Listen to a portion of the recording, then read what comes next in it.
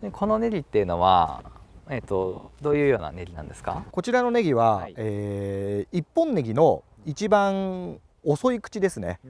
4月に、収穫できる一本ネギになりますね。やっぱりそのうちの農園でもネギ作ってるんですけども、はい、だいたい3月上旬ぐらいにはつぼみが出てきちゃうんですよね。そうですね。はい。これはもうあんまり出てないですよね。そうですね。これは本当に花が我慢してくれるタイプの、多分一番遅くまで花が咲かない方のネギの品種になりますね。ちなみにこの品種を作りこなすポイントっていうのは何かあるんですか？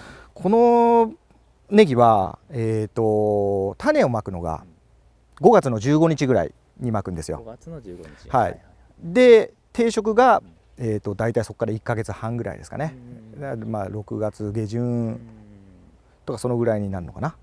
でまあ収穫がその翌年の4月ぐらいから収穫になるんですけど、この定食の時にどうしても種梅っていう小バエが中に入ってしまって、ありますね。はい。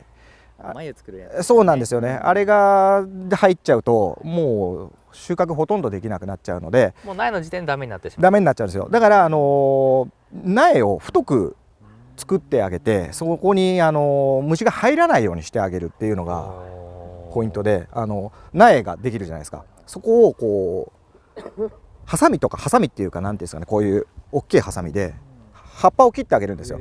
そうするとネギがどんどん太くなるんで、それを何回も何回もやってあげて、まあ鉛筆まではいかないですけど、そんなに太くさせてから定食させると入らないので、苗作りの1ヶ月半の間に何回も切る、2回は切りますかね。すぐ伸びてきますよね。すぐ伸びますね。はい。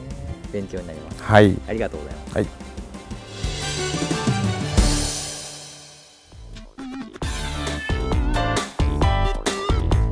この動画が良かったらグッド、チャンネル登録はこちら。